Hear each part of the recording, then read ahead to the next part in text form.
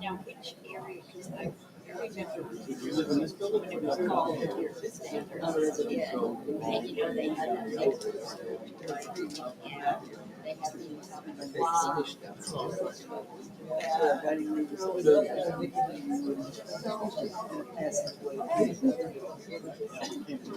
This tunnel must be nice and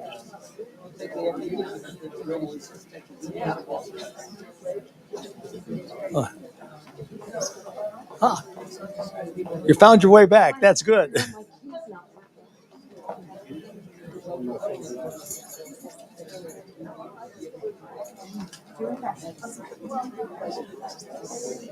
It's always a drama, last minute drama. Got to have something to feel like you're worth it, right?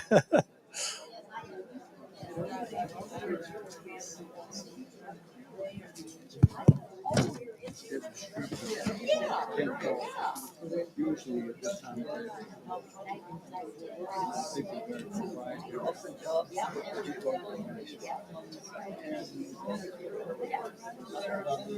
I worked at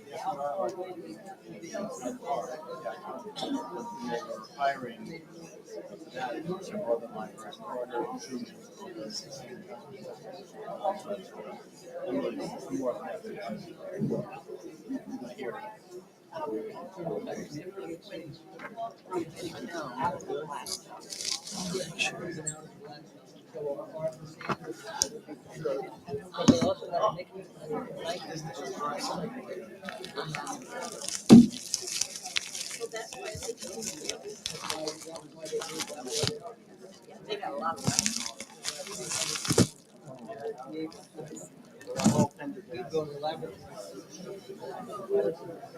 Gang.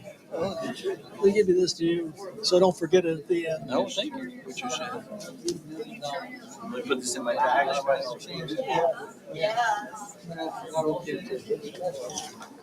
This time. That looks like we got a good job. Yes. We've had excellent crowds this year. You must be doing good programs. People appreciate it. There's a clock back there. Yeah, that's it. So you probably Jim, the house lights band. Jim will introduce you, and then once he introduces you, then you do your phone. You're saying 10 bucks a day. And then they're going to shout questions.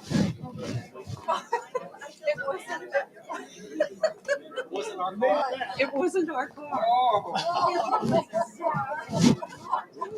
I moved our car. It wasn't our car. I got out there and there was somebody in the building. Okay, so that person. So anyway, so I'm sure you. Yeah, I had friends who were everything's okay.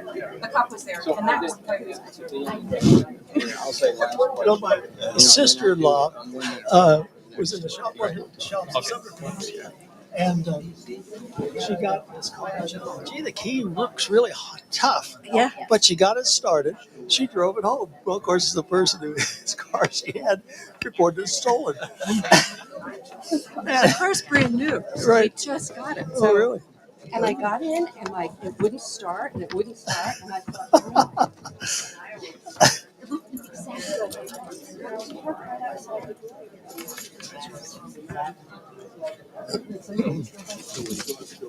I moved around to this side.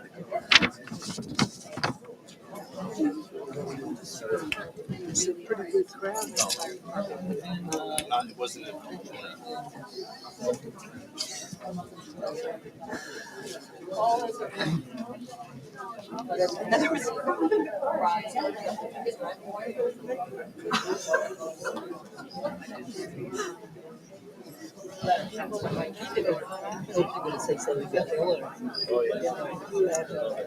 All right, I got my steps in. Sorry. Good evening, and welcome to Keese School. Tonight we have Paul Sparrow. He's a writer, a historical consultant, and former director and deputy director of of the News Museum, but more importantly, the Franklin D. Roosevelt Presidential Library and Museum. So he's got a lot of news experience. He's done a lot of documentaries, won a lot of awards, and has a tremendous number of stories we heard already. So let's welcome Paul.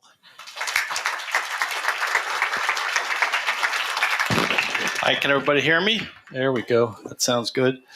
Well, I am incredibly honored and pleased that you're all here tonight. This is fantastic. It's a great turnout, and I hope you'll enjoy it. This mic, I'll turn the mic off down a little bit like that. Too much? How's that? Is that better? All right, here we go. So Franklin Roosevelt had a special relationship with Maryland, as you probably are aware. He converted a couple of old fishing shacks into a rustic retreat, which he called Shangri-La, which you know as Camp David. And it was at this retreat that he would spend weekends, including with some of his old buddies, Winston Churchill. They're fishing here. That's actually a fishing rod. They both shared a deep passion for fishing and the environment and natural resources. But that wasn't the only thing. He had he built many buildings here in Maryland. This is Gambrill Park, which is here in Frederick. It was built primarily by the Civilian Conservation Corps. Some of you may have noticed that there are Civilian Conservation Corps buildings all across the country because this was a major part of the New Deal in which they would put young men to work for $30 a month, $1 a day. He would keep $5 and they'd have to send $25 back to their family. And a very interesting thing, when you look at photographs of these young men, they're all very, very thin. And many of them hadn't eaten before they were put in these camps. This was the Antietam battlefield, was also built by the Civilian Conservation Corps, among many other things. There was a enormous emphasis on national parks, on creating historic battlefields and doing things that the Civilian Conservation Corps would work on, because FDR was a real lover of American history. But perhaps most importantly, and often misunderstood, one of FDR's greatest New Deal programs was the way he helped farmers with the Agricultural Adjustment Act, which helped release the pressure on mortgages, help with training for soil conservation, and other sort of environmental things. And the CCC planted 250 million trees between the Rio Grande and the Canadian border as a wind stop, because, of course, the Great Depression was accompanied by the Dust Bowl. And so these were all things that they did to try to make it easier for farmers to get back on their land and to, survive what was the greatest economic catastrophe of the 20th century. So a little background on me, how I got to being here and talking about this book. The path I followed is somewhat unusual and a little bit amusing. Started in California, 1970s, long-haired hippie, going to UC Santa Cruz, playing a electronic music composer, which I quickly discovered would not pay the bills. So I started working as an audio engineer and then a film and video editor. My first film was about elephant seals in the California coast. If any of you have ever been out to Año Nuevo National Park, raise your hand if you've ever been out to see the elephant seals out there. Yes, that was my first documentary, and I got chased down the beach by a 6,000-pound elephant seal, and it taught me to be limber. I worked in television. I had a great career for many years. I got to travel the world, meet a lot of interesting people. Yes, I was the producer of America's Most Wanted, and a couple of you people look very familiar. And yes, that's me with Joe Montana. I did a lot of 49ers pieces when I lived in California, and I am still a 49ers fan, and I will fight you if I have to. But after a long career in television, my daughter was born. I thought I would give up the 70-hour work weeks and traveling all the time. And I took a job at the Newseum in Washington, D.C. Anybody who's been at the Newseum? It's a tragedy that it closed. I would say it broke my heart. Not that we need a building dedicated to First Amendment and importance of journalism in this moment in time. It was certainly the most stable job. I was there for 16 years. But the greatest job I ever had was as director of the FDR Library, which I really loved. This was sort of my last career. I retired from there in late 1921. And when I was at the FDR Library, it was 1921. I'm older than I look. Sorry about that. My wife is here, by the way. She will correct all my mistakes. She's like a walking, talking copy editor.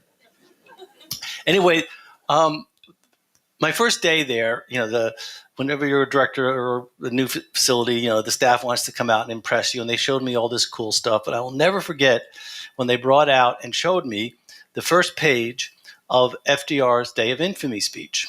So this was the original document. And of course, December 7th, 1941, the worst day in Franklin Roosevelt's life. His beloved Navy and the Pacific Fleet sat at the bottom of Pearl Harbor, smoking ruins. The White House was just, a sense of dread and disaster. He's meeting with congressional leaders and cabinet officials and military guys. In the middle of the day, he calls his assistant in, Grace Tully. He says, "Grace, I'm going to give an address to Congress tomorrow. It'll be short. I want you to take this down." And she wrote in her autobiography that he leaned back, took a long drag on a cigarette, and then he dictated the entire speech off the top of his head, complete with punctuation. So she went off and typed it out and brought it back. And you can see in the first line, he originally wrote December 7th, 1941, a date which will live in world history. And he crossed it out and he wrote the word infamy. And then put a little dash next to it. It means it's a stage instruction. It means pause there. And if you think about, there cannot be a word that had more power than that one word. It came to define not just the day of December 7th, it came to define a transitional moment in American history where we were transformed from an isolationist nation into the world's first superpower, right? It was the moment in time when everything changed for America. And the power of that word really inspired me. And on that first day, I'll be honest, I'm getting the hair on my arm is standing up right now because it was such a moment to hold this and to see his editing. So the whole time I was at the FDR Library, I spent a lot of time studying his speeches, how he wrote, why was he so persuasive? Why was he elected 4 times as president of the United States? How was he able to get the American public to do the things that he wanted them to do, sometimes when they didn't want to do it? So I became very involved in understanding and researching this. And then I decided that the book is going to look at this one specific period in time. Not everyone is a history nerd like me. So we'll go through a quick history. FDR was the son of a rich Hudson Valley family. His life was easy. He went to New York State Senate, Assistant Secretary of the Navy. He runs for Vice President in 1920. They lose, but he's clearly on the track to be the next Democratic candidate for president in 1924. And then he's struck down with polio. And he goes into the wilderness for a number of years. He reemerges in 1928, becomes governor of New York. 4 years later, 1932, becomes president of the United States. This was the worst moment in the Great Depression. Unemployment was about 25%. There were 6 million homeless people. There was a sense that democracy had failed. There was even a question on whether the United States as a country was going to be viable anymore. And of course, you saw these other countries around the world, Germany, Italy, where fascist governments had taken over, and it seemed like maybe democracy's time had passed. So FDR was a visionary about what the role of the federal government was. So when he became president in March 1933, the federal government had no role in helping the individual. They helped banks, they helped corporations, they helped big businesses in Wall Street, but they did not have any means of helping the individual.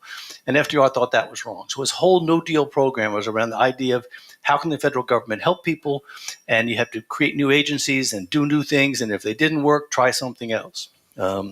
His legacy includes, the 40-hour work week, Social Security, unemployment insurance, the Security and Exchange Commission, Civilian Conservation Corps, WPA, Federal Deposit Insurance, mortgage insurance, and about 100 other programs of which you take for granted that no one really thinks about. So September 1st, 1939, Germany invades Poland. World War II begins. Now, as I said, Americans were stubbornly isolationist at this point. A poll taken shortly after the invasion showed 70% of Americans did not want to get involved in this war in any way whatsoever. There was still a lot of really bad feelings about World War I. Many Americans felt we'd been tricked into it by arms dealers and international bankers. And of course, England and France had never repaid their loans to the United States. And during the height of the Great Depression, this was something that made a lot of Americans very angry. Of course, the United States was, FDR's actions were limited because of what were known as the Neutrality Acts, which said the United States couldn't sell arms to belligerent nations, our ships couldn't even go into their ports, and that this was very restrictive on what FDR could do to respond to this situation. So 2 days after the invasion, FDR gives his 14th fireside chat at 9 p.m. exactly from the diplomatic reception room, which was the lower level of the White House, which had been sort of turned into this impromptu radio broadcasting studio. Most of America was glued to their radios because everybody knew this was really a big deal. FDR ordered thousands of new ships to be built and new tanks. He was going to build up the U.S. military, but he assured the United States public that we would not get involved in this war. But he said, but I cannot ask that every American remain neutral in thought as well. Every neutral has a right to take account of facts. Even a neutral cannot be asked to close his mind or his conscience. This was how FDR walked the tightrope, knowing that the U.S. would eventually be dragged into this war, but denying that he had any plans to do it. It was a tricky tightrope. Less than 2 weeks later, Charles Lindbergh, who had not spoken on the radio or given any interviews in a number of years, made a primetime speech to millions of Americans, voicing their concern that they did not want to get involved in this war and that FDR's policies were wrong. We are likely to lose 1 million men, possibly several millions, the best of American youth. If we enter fighting for democracy abroad, we may end up by losing it at home. And so began the war of words between the President of the United States and a very popular pilot who a majority of Americans agreed with. Lindbergh spoke at dozens of rallies, tens of thousands of supporters. He gave multiple radio speeches, millions of people listening. He did everything he could to stop what he thought was an inexorable march towards war. Meanwhile, FDR tried to find ways to send warplanes to England. As I said earlier, he said he was going to build thousands of warplanes. And Lindbergh attacked this by saying, air strength depends more upon the establishment of intelligent and consistent policies. That's called throwing shade these days. Upon the sudden construction of huge numbers of airplanes. And so, the battle lines are drawn. Roosevelt was having breakfast the next morning with his Treasury Secretary, Henry Morgenthau, who was also a good friend and a neighbor up in the Hudson Valley. Morgenthau describes in his diary, he says, FDR put down his fork and he looked me in the eye and he said, if I die tomorrow, I want you to know that I think Lindbergh is a Nazi. So that's sort of where they stood. So who was Charles Lindbergh? I mean, all of you I'm sure know. In 1927, he shocked the world by flying solo from New York to Paris, became a global celebrity and an icon. It's hard today to understand how famous he was. During a goodwill trip to Central America, he stopped in Mexico City. 150,000 people showed up at the airport to see him land his plane. Then his fame increased when his young infant son was kidnapped and murdered. And he and his wife, Anne, were hounded by the media. The phrase, crime of the century, well, this is where that phrase came from. And the trial of the century, this is where that phrase came from. And the media was so relentless in their pursuit of the Lindberghs. One photographer actually broke into the morgue and took a picture of the dead baby's body and put her on the front page of the newspaper. So in 1935, they left the United States. They couldn't take it anymore, and they moved first to England and then to various places in Europe.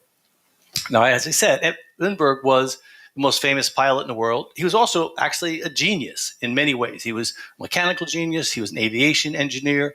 And when he was in Europe, all of the countries wanted him to come and fly their planes. England, France, Italy, Germany, Russia. And he was particularly impressed with the German planes. He spent a lot of time traveling to the German airfields and flying their planes. Whenever he would do this for whatever country, he'd go back to the American embassy and he'd write these reports describing the quality of the aircraft, their aviation facilities, their manufacturing. And he was consistently telling the British, the French, the Americans, the Germans are way ahead of you people. You got to get your act together. Germans, airplanes are better, their pilots are better, their manufacturing is better, and they're building 10 times as many planes as you are. So he had a strong, favorable opinion of Nazi Germany, and he felt that this was a very ordered, very organized society. He would occasionally in his diary make comments about some of the things that they did to Jews that he didn't approve of. But in early November 1938, he and his wife had decided they were going to move to Wannsee in Berlin. 2 weeks later, Kristallnacht happened, which is, of course, as you all know, the unleashing of the stormtroopers against innocent Jewish shopkeepers and families. Thousands were beaten, put in concentration camps, their stores destroyed. Lindbergh decided maybe he should move to Berlin and move back to the United States. While he was there in Germany, he was awarded the German Eagle Cross, and that is Hermann Göring there on the right giving him that cross. This was a medal that he didn't think much of at the time, although when he got home that night, his wife Anne said, the albatross. And it did, in fact, come back to haunt him later on. But if you want to know the details, you have to buy the book. So they moved back into the United States at a point where they buy a house on Long Island, and they're going to settle in, try to stay below the radar, and don't want to get involved in any controversies, trying to avoid the media and the press. Right after he arrived, he came to the White House to visit President Franklin Roosevelt. This is the only time we know of that they met. This is him exiting the building. When the press found out that he was there, they swarmed the building. There were dozens of them at every exit. As you can see here, as he's trying to get out, the police have to escort him out through the fangs of photographers. That's how obsessed they were with trying to get a photograph of him. Now, what's interesting is that he said, he wrote in his diary that FDR was an interesting conversationalist, but that he did not trust him.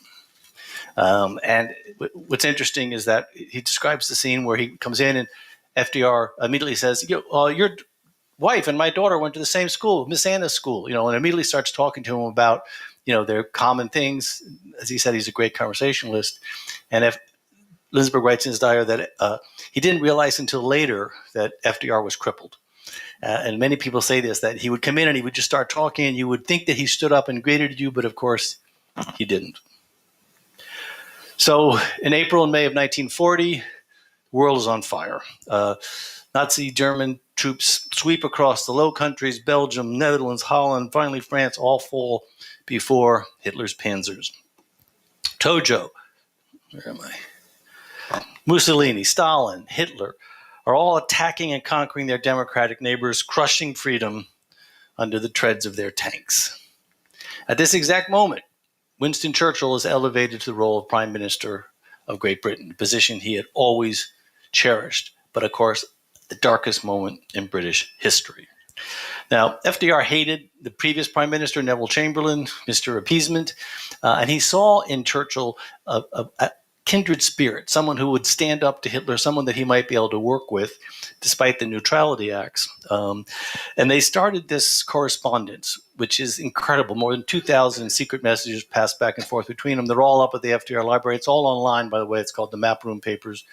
And it's amazing how that relationship and that friendship emerged over the years. So in 1940, there was May of 1940, this summer, there was a real question whether Germany was going to invade England. And Churchill had to sort of rally the troops. After everything that had happened, German forces are massing on the French coast. Landing barges are being prepped. Airplanes are coming over and bombing England almost every day. And although FDR was a master of words in his own way, no one compares to Winston Churchill, giving some of the greatest speeches in the history of politics. When he first became prime minister, he says, "I have nothing to offer but blood, toil, tears, and sweat. When it really looked like the German invasion was about to happen, he said, "We shall fight on the beaches, we shall fight on the landing grounds, we shall fight in the fields and in the streets, we shall fight in the hills, we will never surrender." Now, this was exactly what FDR wanted to hear. No appeasement, no giving up. They're going to fight to the death. And of course, in regards to the RAF pilots in the Battle of Britain, he said, "Never in the field of human conflict have so many owed so much to so few." Words matter. They matter to the people of England. They matter to the people of the world who were terrified that fascism was, in fact, going to result in world domination. So with Hitler in Paris and the enemy massing on the French coast, Churchill sends his message to FDR pleading for destroyers. He needs destroyers to help patrol the channel to prevent this imminent invasion. But of course, FDR is in a tricky spot here. It's the end of his second term is coming, so this is the summer of 1940. He's been in office 2 terms. The Neutrality Act is preventing him from doing what he wants to do. And the question is he going to run for a third term, an unprecedented third term, a tradition set by George Washington himself? So he decides he is going to run for a third term. And this is a very unpopular decision. Even among Democrats, it's an unpopular decision. Now, his opponent is a guy named Wendell Willkie, who's an interesting character in his own right. He was a former Democrat. He had run energy companies in the South and had strongly opposed FDR's rural electrification project because the federal government is now building dams and providing cheap electricity when he wants to build dams and provide expensive electricity. So he didn't like Roosevelt to begin with. And he was actually probably the most effective opponent FDR ever faced. FDR's vice president for his first 2 terms in office was a guy named Cactus Jack Garner from Texas. He was the one who coined the famous phrase, "The office of vice president isn't worth a warm bucket of." Now, there's 2 different nouns that can apply to that. We'll go with spit, but there was another one that was more commonly used. So FDR had to find a new vice president. Now, FDR wanted his agriculture secretary, Henry Wallace, a brilliant man, a hard left New Dealer who had some very questionable mystical occult tendencies. But this is who FDR wanted. This is who Eleanor wanted to be the next vice president. Unfortunately, the powers that be, the guys in the back room smoking cigars, did not want him because he was really radical. So, summer 1940, Democratic National Convention. There have been dozens of books written about this. It's incredibly dramatic. FDR did not want to actually campaign or even announce that he was going to be a candidate. He wanted to be acclaimed by the delegates at the convention. Again, read one of those books. Great story. They do. They acclaim him. He becomes the nominee. But the fight breaks out. Literally, fistfights break out on the floor about who's going to be the vice president. Because although FDR had said he wanted Henry Wallace, he'd actually promised the vice presidency to 4 other people, including the head of the Democratic Party. So it's chaos. FDR is back at the White House. His team is calling him from Chicago saying, "You got to do something, boss. This is chaos. We had this great moment. You were nominated, and now everybody hates each other. The party's in crisis." So what does FDR do? Calls his wife. Eleanor was up at her home in Valkill. She'd been sort of paying attention on the radio and says, "Babs, I need you to go to Chicago." And Eleanor's like, "Yeah, no thanks." And so a number of other leading Democrats call her, including Francis Perkins. They were very close. Francis says, "Eleanor, you have to come." Eleanor gets on a plane, flies from New York to Chicago, and arrives. I'm just going to take a second because my biggest disappointment in this book is that I didn't get to spend enough time talking about Eleanor, who I absolutely love. My original draft of the book was about FDR's speeches and Eleanor's use of language because, she wrote a daily newspaper column for 28 years, 27 books, hundreds of radio broadcasts. Anyway, most influential first lady in American history, in my opinion. And if you only look at her years after she left the White House, she'd still be one of the most influential women in American history. When she first became first lady, women were not allowed to cover the president's press conferences. By the way, FDR had 1,000 press conferences while he was in office. So what did Eleanor do? She said she's going to have a press conference so that only women can come to. So these are all of the women at Eleanor Roosevelt's first press conference. Now, and Eleanor used to go, she would visit coal mines, she'd visit mental institutions, she would travel around the country, she would do all the things that FDR couldn't do because he was paralyzed. And in one of FDR's press conferences, one of the reporters said, Mr. President, do you know that your wife is at the penitentiary today? And FDR said, no, what's she in for? Anyway, so they convince Eleanor to go to Chicago. And so she flies, and I want you to think about this. It's hot. This is the third day of the convention. It's unair-conditioned Coliseum in Chicago. People have literally been, squaring and screaming and threatening and fighting. And unannounced, Eleanor walks out onto the stage. It takes a few minutes for people to sort of figure out what's going on, and then people realize, you can imagine, so sitting here back here, would you recognize that as Eleanor? It's sort of hard to figure it out, but eventually they figure out it's Eleanor. The crowd cheers, and then they get quiet. And again, you have to imagine this moment. So here she is in front of this angry crowd, and she tells them that the president is facing an unprecedented challenge, and that it is a particularly difficult time, and that he needs their support. And they should allow him to pick whoever he wants to help him get through this difficult period. She tells them, quote, "This is no ordinary time." Now, that may sound familiar to some of you. It's the title of Doris Kearns Goodwin's Pulitzer Prize-winning book about the Roosevelts. It's another one of those phrases that has come to define an era, a moment. Now, I went and looked at her speech from that night, and it's not a speech. It's a half a page of notes, literally, in which that phrase, "this is no ordinary time," does not appear. Because Eleanor would often just improvise her speeches, which is why she always comes across as so authentic and so sincere. She didn't have a big team of speechwriters. Anyway, so she gives this speech, and she walks off the stage, and the room just erupts into these roars of cheers and applause and screaming her name. And as she exits, the delegates vote for Henry Wallace to be the vice president. How can you not love that woman? Anyway, so in early September, FDR starts campaigning for this position, President of the United States. And in early September of 1945, we're missing a slide here. He signs a deal to get 50 destroyers for Churchill. Because Churchill really needs these destroyers. And it turns out to be a surprisingly popular deal. He would trade destroyers, and the British would give us leases to their bases in Canada and the Caribbean. So there were 3 Republican representatives who had been viciously attacking FDR. Before the war, they attacked him because he wanted to spend too much money on the military. And then once the war started, they attacked him because he hadn't gotten ready for the war. Now, FDR had 3 really brilliant speechwriters.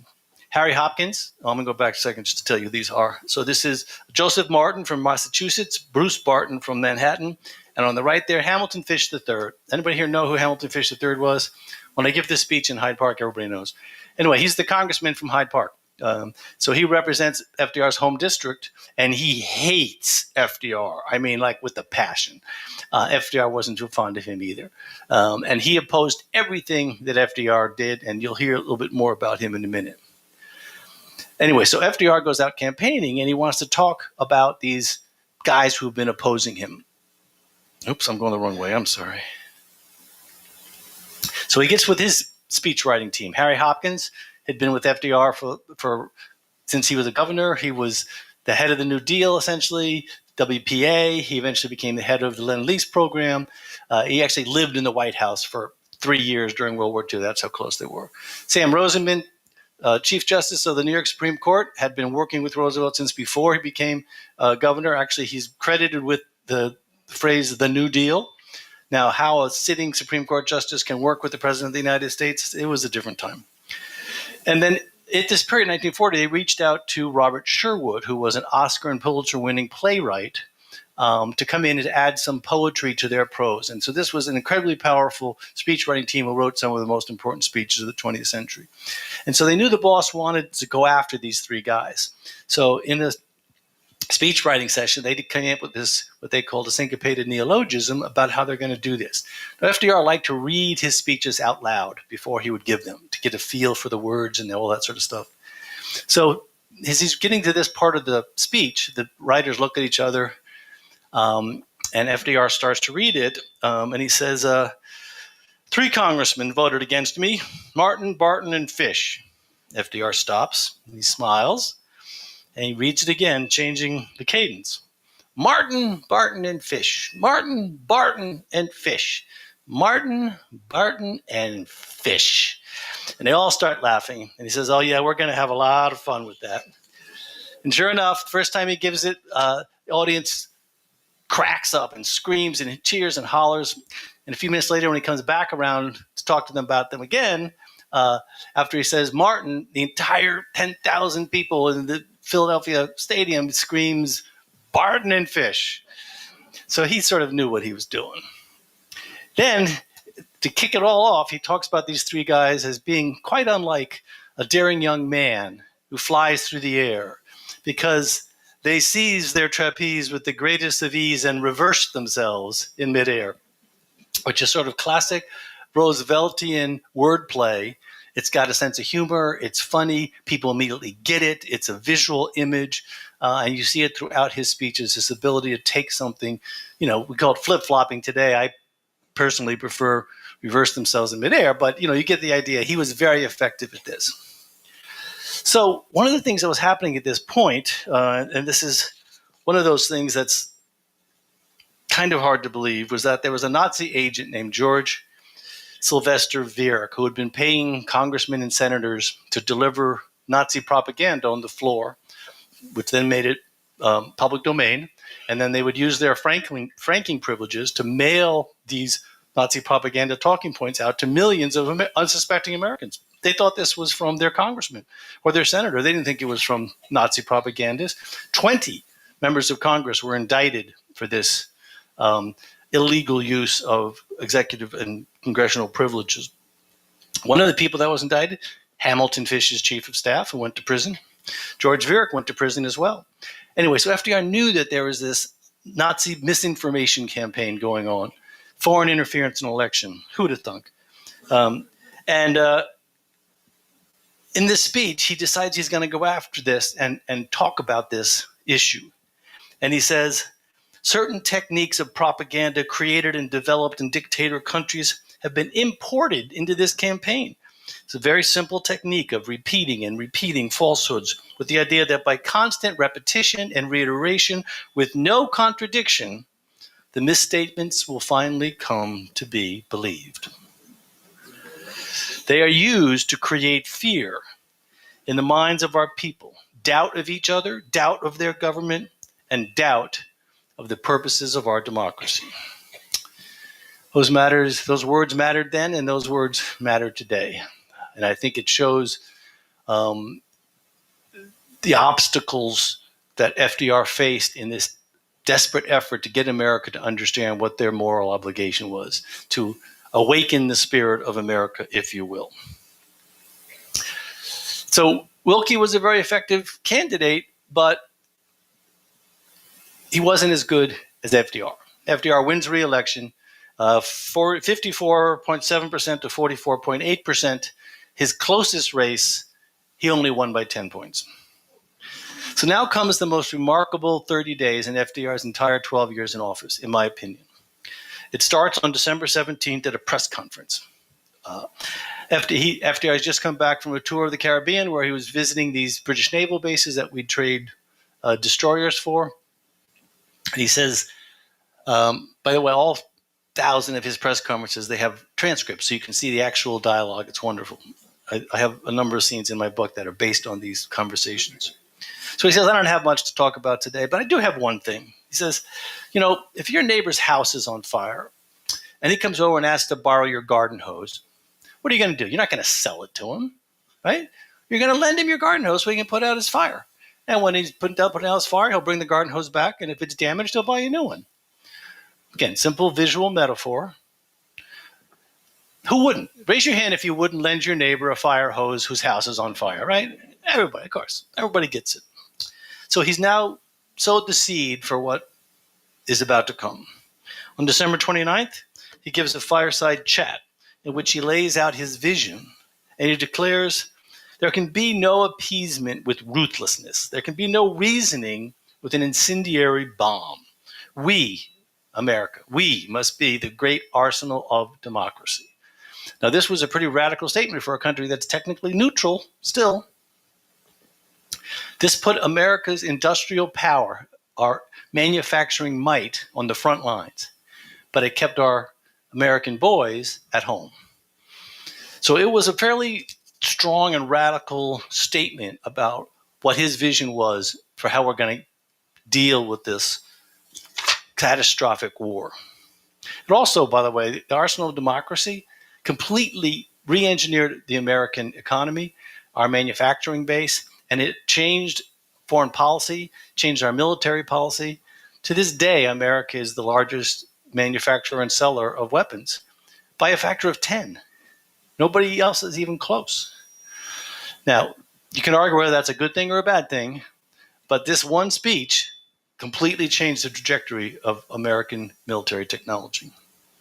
Then just a week later, he gives the State of the Union address, his 8th State of the Union address, and he lays out what he called his Lend-Lease plan, this idea that we're going to lend, like a garden hose, or lease our military equipment to our allies. Now, this is probably illegal, and he sort of knew that at the time, but he went ahead and he laid this out knowing that there was a fight coming. But what's really amazing about this speech is that, right towards the end, he changes the tone, he changes his voice, he changes even his stature. Remember, he's wearing steel braces when he gives these speeches, so he has to hold on to the podium to keep from tipping over.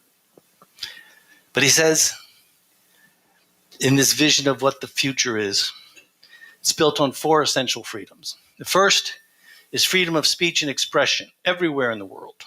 The second is freedom of every person to worship God in his own way everywhere in the world.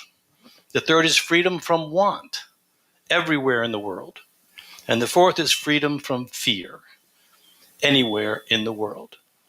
Now, remember, this is the height of World War II. Countries are being smashed up. People are being put in concentration camps. It's a very, very dark time. Fear and want, having just come out of the Great Depression, are something that Americans really understood. And he's laying out this vision for why America needs to step up and assume the mantle of the protector of democracy. So FDR submits his Lend-Lease Act, H.R. 1776. I don't know where he got that number from. And this allows him to bypass the Neutrality Acts and he can provide any weapon to any country in the world if he determines that by providing those weapons and materials, it will help in the national security of the United States. It is a brutal political battle. Jack Garner, Cactus Jack, he opposed it. Joe Kennedy, his ambassador to England, he opposed it. Many members of his party opposed it. The public opposed it. But actually, at one point, Republican Senator Robert Taft compared lending weapons to lending chewing gum. He said, you certainly don't want it back after it's been used. So meanwhile, in England, Churchill's having just a terrible time. Things are really bad. And again, this whole time, this is a year later, right? The war's been raging. They've been bombing London. His troops are being beat up in North Africa. Countries, in the British Dominion, in the Western Pacific are falling to Japanese imperial troops. It's a bad time. And so FDR has indicated behind the scenes that he's doing everything he can, but, and of course the Lend-Lease Act really encouraged Churchill. It wasn't actually weapons yet, but it said they're going to provide us with some of what we need because they were desperate. So he gives another one of his great inspirational speeches. But this radio address is different. Harry Hopkins actually helped him write it, believe it or not, because Harry Hopkins had gone over to check him out. Because the audience for this was in the White House, not in the United Kingdom. And Churchill says, "We shall not fail or falter. We shall not weaken or tire. Neither the sudden shock of battle nor the long-drawn trials of vigilance and exertion will wear us down." And then speaking directly to FDR, "Give us the tools and we will finish the job." So, this is an incredibly heroic statement, but it's also a desperate plea.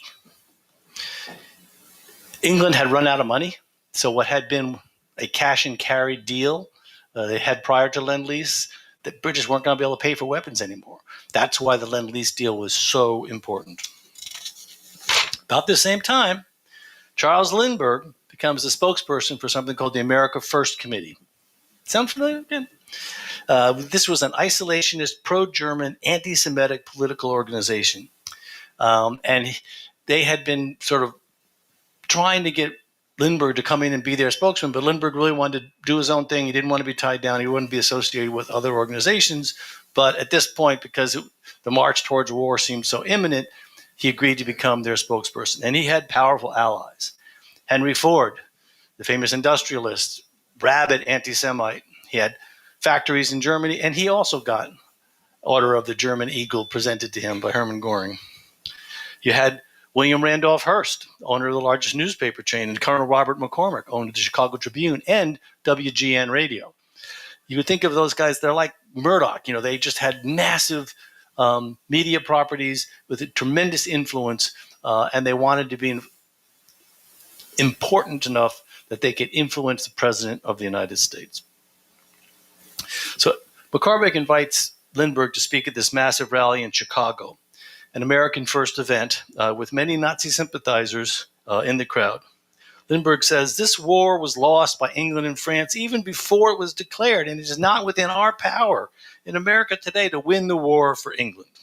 A few hours earlier, London had come under one of the most devastating attacks in the entire war. 46,000 incendiary bombs, 350 tons of explosives had been dropped on London. St. Paul's Cathedral was badly damaged, as were hundreds of other buildings. A few weeks later, at a New York appearance, that's Democratic Senator Burton Wheeler. So the Democrats were also, he was one of the most powerful politicians opposing FDR's policies, and he was a Democrat. They appear in a big speech in Madison Square Garden. Now, this certainly looks like he's giving the Sieg Heil salute. The New York Times coverage reported people in the audience giving the Sieg Heil salute. Lindbergh claims he was just waving to friends in the audience.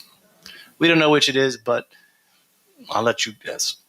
So then he gives this speech in Des Moines, in which he says, "The three most important groups who have been pressing the country toward war are the British, the Jewish, and the Roosevelt administration." Referring to the Jews, he claims, "Their greatest danger to this country lies in their large ownership and influence in our motion pictures, our press, our radio, and our government." At the time he said this, less than 5% of the media properties in the United States were owned by Jews. But this is the first time he actually drops the hints and goes right out. He also says things that the Jews are going to be the first people to suffer if we get involved in this war, and that they're acting in their own interest, not in the interest of America.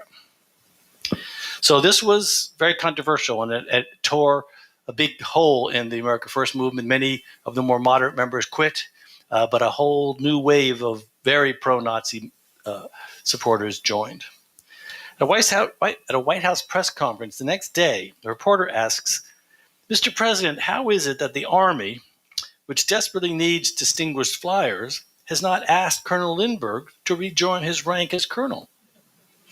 Now, I suspect this was a planted question, something they did a lot back then, because FDR's response was filled with very specific historical references. He immediately starts talking about this notorious Civil War-era copperhead named Clement Vallandigham, a Northerner who supported the Confederacy. He insisted that Lincoln could not win the war and he should negotiate. Then FDR switches to talking about the royalist appeasers in the Revolutionary War who told Washington he should quit at Valley Forge because he could never beat the British. FDR then referenced Thomas Paine's famous line, "These are the time that try men's souls." So the reporter asks, "Are we still talking about Lindbergh?"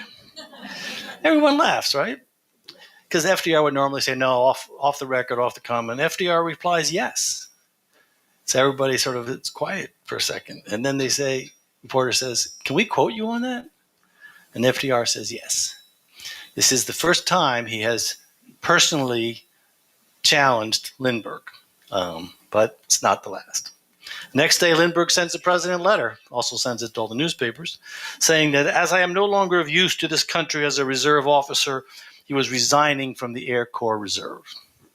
The war of words had gotten personal. So the summer of 1941 is filled with tragedy for FDR. His longtime assistant, Missy LeHand, has a stroke and ends up leaving the White House. She dies a couple of years later. FDR pays for all of her medical expenses while she is out. And his beloved mother, Sarah, dies. And you can't underestimate the role she played in FDR's success. She supported him unequivocally throughout his career. He wore a black armband for a year after her death. But just a few days after she died, the war went on. He had to put down his mourning and pick up the mantle of command because on September 11th, he gave a speech, which is really quite remarkable. Now, FDR and Churchill had met secretly that summer, what's known as the Atlantic Conference. And this is one of my favorite scenes in the book. But again, you got to buy the book to hear it. But basically, they meet secretly in Placentia Bay up in Canada, and they sort of negotiate how they're going to go forward. But the Germans were sinking our cargo ships faster than we could build them.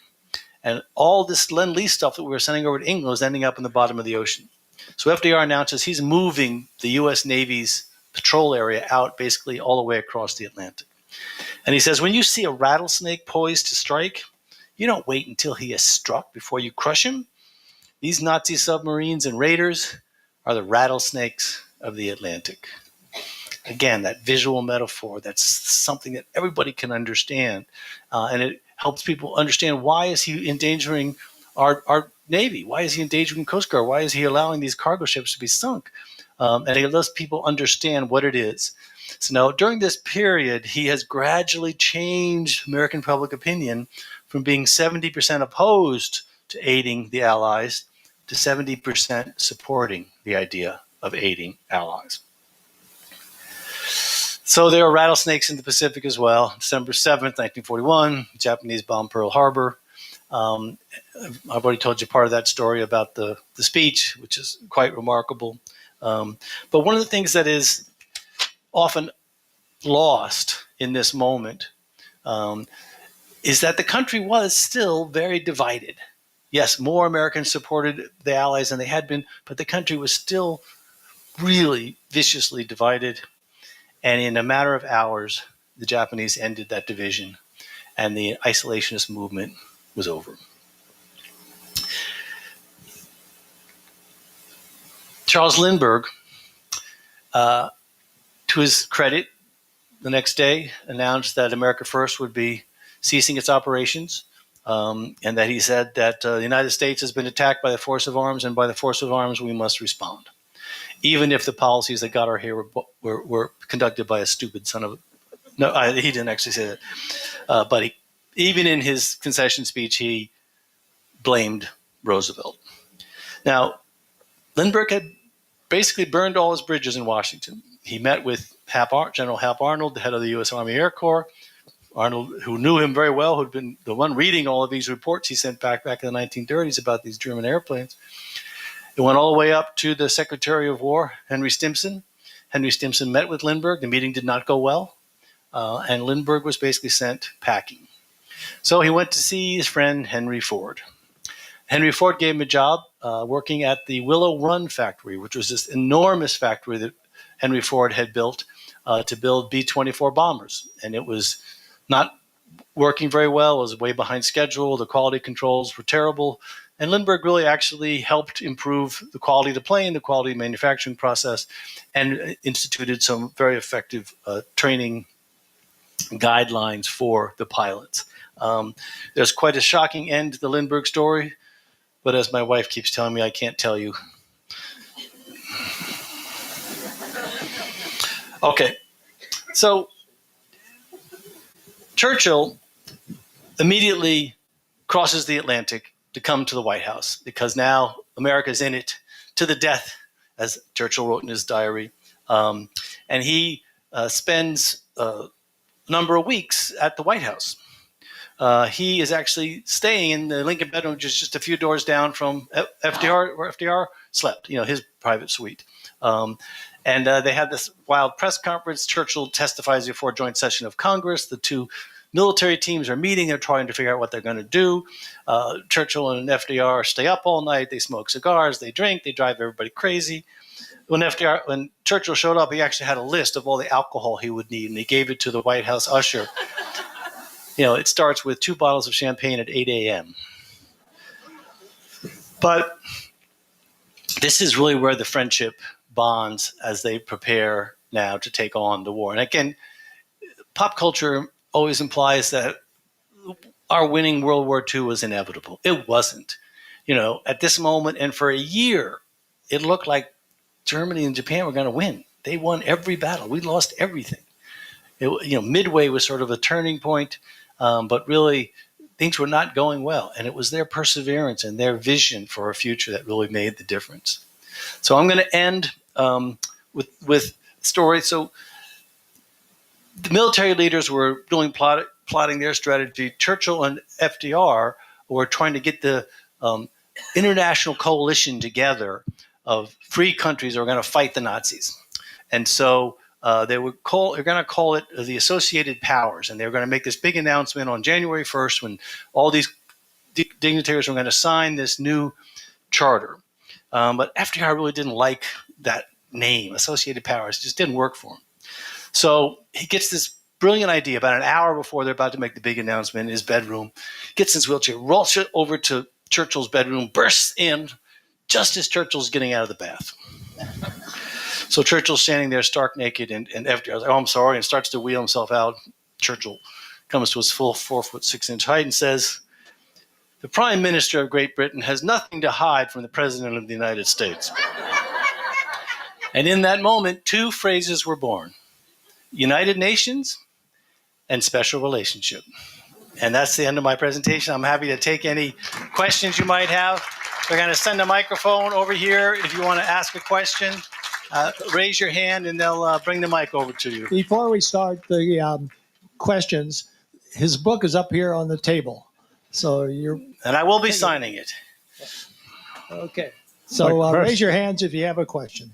My question is, when did Ford start building the B-24s well before the Lend-Lease got started? So in the speech that FDR gave in 1939, he says we're going to start ramping up our airplane production. And so a number of the automobile factories began conversions into aircraft factories. New factories were built out in California. There was a big movement. So Ford had started the construction, I think, in early 1940. But again, he had fallen way behind schedule. The Willow Run factory, some of you may know the answer to this, it's a half a mile long. It's just enormous. The idea was that when they were fully functional, they would be able to turn out a B-24 bomber every hour. And it didn't work. So yes, so Ford had been in the process of building these planes. Initially, these planes were going to be shipped overseas, right, to our allies. But that factory was under construction. They'd started factory, and I think at the end of the first month, they'd only produced 1 B-24, and it had defects. So there was serious problems there, and they eventually, and of course, Henry Ford and FDR hated each other. They were opposite ends of the spectrum on every account. FDR actually went to the Willow Run factory and called Ford out on it and said, "You got to do something. You got to fix this. You're behind schedule." So yes, it was going on well before Pearl Harbor. We had another question over here. Oh. Questions? There's one over there and one over here.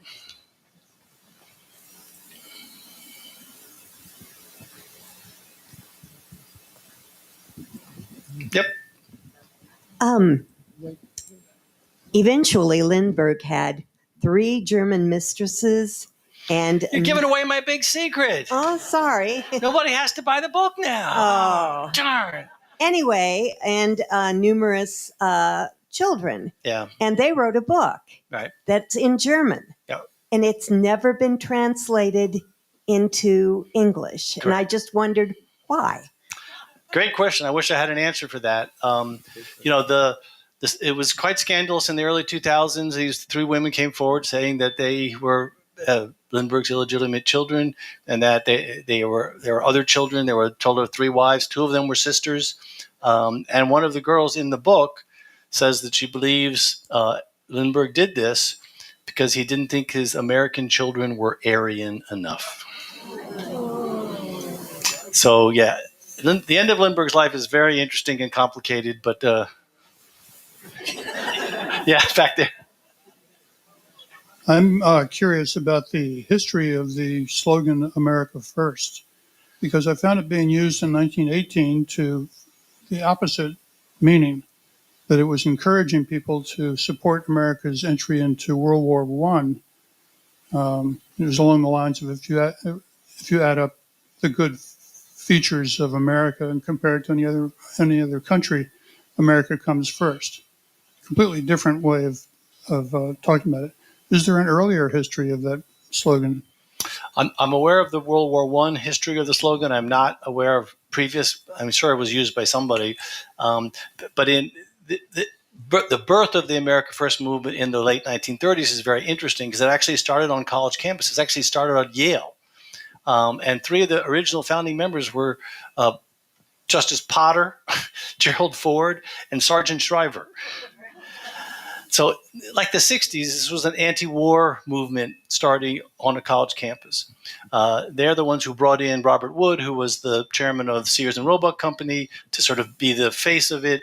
And very quickly, the students sort of got pushed out, and it became based in Chicago, and it became much more of a sort of militant political movement. And that, so that even what they were saying, what these students were saying, is that we should be focused on fixing the problems in America. Because remember, even in 1939, the Depression wasn't over yet. It wasn't until we really ramp up the arsenal of democracy and start this massive, military industrialization that unemployment finally is brought down to almost 0. But so that, yes, the America First movement, it's actually an interesting question. When it was first used, I'm going to have to look that up, answer the next person who asks me that. All right. We have any more questions? Don't worry, the buses haven't left yet. One more question, right? Oh, more questions. So can you talk a little bit about the finances did finally roll out or just go away?